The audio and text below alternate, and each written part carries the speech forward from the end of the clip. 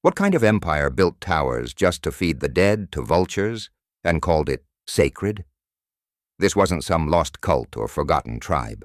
This was ancient Persia, one of the most powerful civilizations the world has ever seen. They ruled with elegance, brilliance, and a level of ritual control that would chill anyone alive today. Because beneath the golden glory was a world obsessed with purity, terrified of impurity, and willing to go to terrifying extremes to keep their cosmic order intact. The Persians didn't just conquer lands, they conquered death itself, and what they did to the dead will leave you questioning everything you thought you knew about civilized empires. So today we're uncovering the hidden side of Persia, the beauty, the fear, and the shocking secrets they never teach you in school. Death as order. For the ancient Persians, death wasn't the end. It was a contamination. A dead body wasn't just lifeless. It was dangerous, capable of poisoning the world itself. You see, the Persians followed a religion called Zoroastrianism, one of the oldest faiths still known today. And in it, the elements, earth, water, fire, and air, were sacred. To bury a body, that would defile the ground. To burn it, that would poison the fire. So they came up with something else, something both ingenious and haunting. When a person died, their body was carried to the top of a stone tower, called a dakma, or what later travelers called the Tower of Silence. There, under the blazing Persian sun, the dead were left completely exposed, naked, separated by gender and age. No tombs, no names, no prayers, just stone and vultures. The birds descended fast. Within hours the body was gone, consumed, purified by nature's own scavengers. Whatever bones remained were swept into a central pit, where they slowly dissolved with rainwater, returning to the earth without ever polluting it. To the Persians this was balance. Death had been contained, and life could go on. But their obsession with purity didn't end there. The body, even after it was gone, could still spread impurity. So priests performed a strange ritual using one of the holiest substances in Zoroastrianism, bull's urine, known as gomez. They used it to wash the dead, the mourners, even the tools used during the ritual. Not as a symbol, but literally. It was believed that gomez destroyed evil itself. Those who touched the body were washed 3 times, while priests recited chants to drive away impurity. And if anyone dared to do it in silence, it was said the evil could hear them and hide. Even something as small as a hair or fingernail was treated as dangerous. After death, these were carefully burned, but never in the temple flame. If even one unpurified hair touched sacred fire, that fire was considered defiled and had to be reconsecrated. Every ritual, every word, was a fight to keep the cosmic order intact. Because in ancient Persia, a death wasn't chaos, it was part of the system. A system where every rule, every act, had to serve one goal: keeping the world perfectly clean, perfectly ordered, perfectly under control. But that obsession with order didn't just govern how they treated the dead. It also shaped how they punished the living. And what came next would redefine the meaning of justice and execution. Persia's obsession with purity didn't stop at death. It bled into justice. In their empire, punishment wasn't just about revenge. It was about restoring cosmic balance. No one was executed for a first offense. The Persians actually believed in weighing every man's good deeds before judgment. But once guilt was proven, mercy vanished. Take the story of Sisamnes, one of Persia's most powerful judges. He was caught taking bribes, a betrayal of truth, which to the Persians was one of the worst sins imaginable. King Darius wanted to make sure no one ever forgot the price of corruption. So he ordered Sisamnes to be flayed alive. And when it was over, Darius didn't just bury him. He had the man's skin stretched and stitched over the judge's own chair, so that his son who replaced him would sit on his father's flesh every single day. Justice in Persia wasn't symbolic, it was personal, and when enemies rose against the empire, punishment became something far worse. During the reign of King Shapur I, the Roman Emperor Valerian was captured in battle. Rather than kill him, Shapur turned him into a living trophy. He forced the once great emperor to kneel whenever he mounted his horse, using Valerian's back as a footstool. When the novelty wore off, Shapur ordered molten gold poured down his throat. It was both execution and message. Persia bows to no one. But the most horrifying punishment of all was something so cruel that even ancient historians struggled to describe it. It was called scaphism. The condemned was trapped between two wooden boats, or inside a hollowed-out tree, leaving only their head, hands, and feet exposed. Then they were force-fed milk and honey until their body couldn't handle it anymore. Their skin was coated in the same sweet mixture, and soon insects began to gather.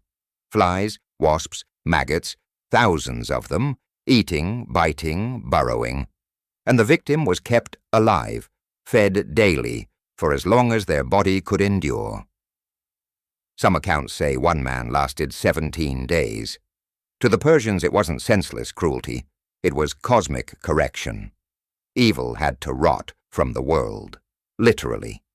Even minor crimes, like breaking ritual purity, could lead to isolation in dark stone chambers, no sunlight, no water, until impurity dissolved. It wasn't about vengeance, it was about balance. But balance came at a cost, because while the empire punished impurity with precision, it also demanded absolute obedience. And that obedience shaped every level of Persian life, from kings to children, and even slaves, the hierarchy of obedience. In ancient Persia, order wasn't just a law, it was a way of life. Everyone had a place, and no one was meant to move beyond it. From the moment you were born, your role was already decided. The young obeyed the old, the poor obeyed the rich obeyed the king, and the king obeyed the divine law, the sacred cosmic order known as Asha. Breaking this chain wasn't rebellion, it was blasphemy.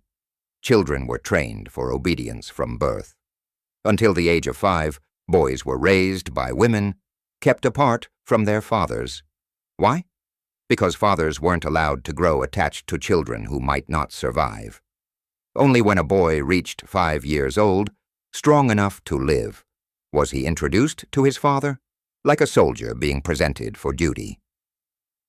From that point on, Persian education focused on 3 things: to ride, to shoot, and to never lie. Truth was sacred. A lie wasn't just dishonorable, it was pollution. Even the king could be condemned if he broke his word. But beneath this ideal of honesty and order was a darker system, one built on forced labor and suffering. Across the empire, Mardu, or unfree farmers, worked on state-owned land they could never leave. They weren't slaves in the Greek sense. No one owned them personally, but they were bound to the soil like shadows. Whole families toiled from dawn to dusk, pulling plows beside oxen, receiving only grain and scraps from government stores. And if they resisted, the punishment was merciless. Runaways were branded or chained to posts in the center of the camp. Those caught sabotaging crops were sent to what the Persians called dead zones, lands so barren that even survival was punishment. There they worked until their bodies gave out. No burials, no rituals, no names. Their corpses were dumped in the dirt, denied the sacred rites of Zoroastrian purity. To the Persians, impurity had to be contained, even in death. And that obsession with purity didn't just shape their laws or their labor. It crept into their bloodlines, their marriages, even their very names. Because in Persia, even your body could become a battlefield between order and chaos, religion and the body. For the Persians, impurity wasn't a metaphor. It was alive. It could hide in your breath, cling to your skin, or even whisper through your words. To live a pure life wasn't about morality. It was about survival in a world where every action had cosmic consequences. And when impurity threatened that balance, the cure wasn't forgiveness. It was ritual. One of the most shocking of these rituals was called kvetukta, a sacred marriage between blood relatives. Yes, it meant what it sounds like. In certain Zoroastrian texts, unions between brother and sister, father and daughter, even mother and son were described as pleasing to the divine. The logic was chilling but consistent. If both parents were pure followers of truth, their union would create a child twice as holy, a perfect vessel of Asha, the cosmic order. It wasn't about lust or family, it was about control. By keeping the bloodline undefiled, the priests believed they were preserving divine perfection itself. Among the elite, high priests and nobles, this was seen as an honor, not a sin. But purity wasn't just about who you married. It extended to your very identity. In Zoroastrian Persia, a person's name was a bridge to the divine. It tied you to your soul, your family, and your place in the cosmic hierarchy. So when someone broke the sacred laws, touched a corpse without permission, defied temple rules, or challenged the faith, their name was considered defiled. The punishment was brutal yet bloodless, forced renaming. Their true name was erased from every record, and they were given a new one. An insult, a curse, a label meant to strip away their humanity. Names like Rotting One, Cursed, or Son of a Dog. And everyone, neighbors, officials, even their own family, was required to use it. To call them by their real name was itself a crime. Imagine losing not just your freedom, but your identity, hearing your loved ones forced to call you something that meant you were less than human. That was how Persia controlled impurity, not just through ritual, but through language itself. Because for them, words had power. A name could carry a soul across the afterlife, or trap it forever. And if the name was destroyed, the soul was lost, doomed to wander, unable to cross into paradise. So in Persia, to be renamed wasn't just humiliation, it was annihilation. But if ordinary people could be erased for impurity, one man stood beyond all human judgment, a living embodiment of divine order, the Shah. And his power wasn't just political, it was sacred, the king and his shadow. At the very top of Persia's sacred order stood one man, the Shah. But to call him king barely captured what he was. He wasn't just a ruler, he was Asha made flesh, the living embodiment of divine truth, balance, and law. His body, his voice, even his shadow were considered sacred. To touch him without permission was unthinkable. To look him in the eyes, that could mean death. At court, ministers, generals, and priests spoke to him while staring at the ground or the wall. No one was allowed to meet his gaze directly, not out of etiquette, but out of fear. They believed that a single unworthy glance could pollute the king's holiness or doom the onlooker's soul. According to ancient accounts, a guard once made that mistake. He accidentally met the Shah's eyes. He didn't plead, he didn't even speak, he was executed on the spot. Not for disrespect, but for disturbing the cosmic balance. Even the artists who painted royal portraits never saw the Shah in person. They worked from verbal descriptions or clay casts, because to look upon him directly was to risk divine contamination. And death did not free the king from this power. When a Shah died, his face was covered, his name unspoken for days. To gaze upon a dead king was considered as dangerous as meeting his eyes in life, because his body still radiated the force of order, even in death. But the most terrifying power of the Persian kings wasn't what they could create. It was what they could erase.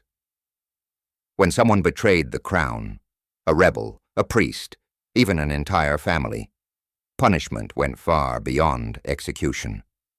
Their name was chiseled out of stone, scraped off the temple walls, burned from records. Documents were destroyed, houses leveled, tombs shattered. It was as if they had never existed. Neighbors were forbidden to speak their names. Relatives had to forget them, and if anyone dared to whisper that name in prayer, they too could be condemned. To the Persians, erasing a name didn't just destroy a memory. It destroyed the soul itself. Without a name, the spirit could never cross into the afterlife. It would wander forever in silence, forgotten by both men and gods. That was Persian justice at its purest. No fire, no sword, no blood, just erasure. Because for the Shah, preserving order wasn't about mercy or cruelty. It was about making sure that even history itself obeyed him.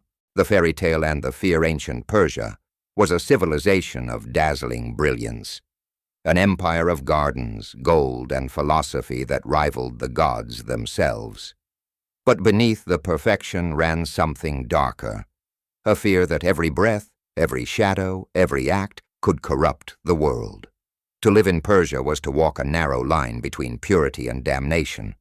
A single misstep, a lie, a forbidden touch, a wrong glance, could stain not just your body, but your soul. And yet, that same obsession with balance built one of the greatest empires in human history.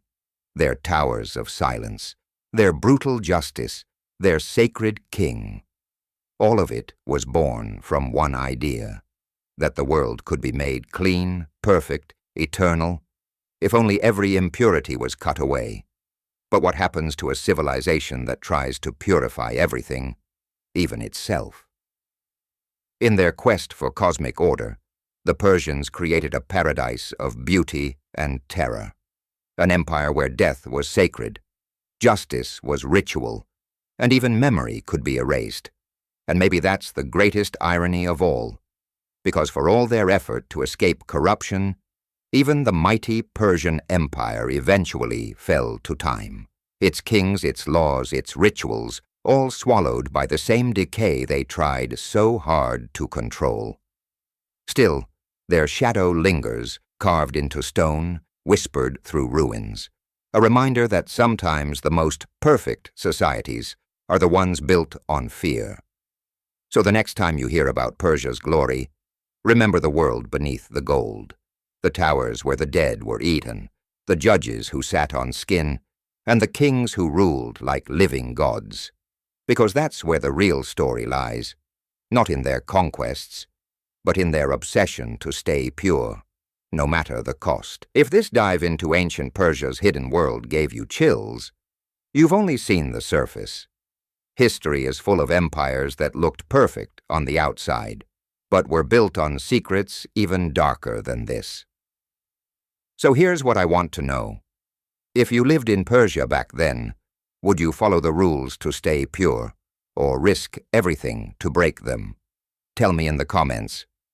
I'm reading everyone, and if you love uncovering the strange, the forgotten, and the downright terrifying corners of history, make sure you hit subscribe and turn on notifications, because the next story might be even darker than this one. Until then, keep questioning the myths, because the past isn't dead, it's just waiting to be uncovered.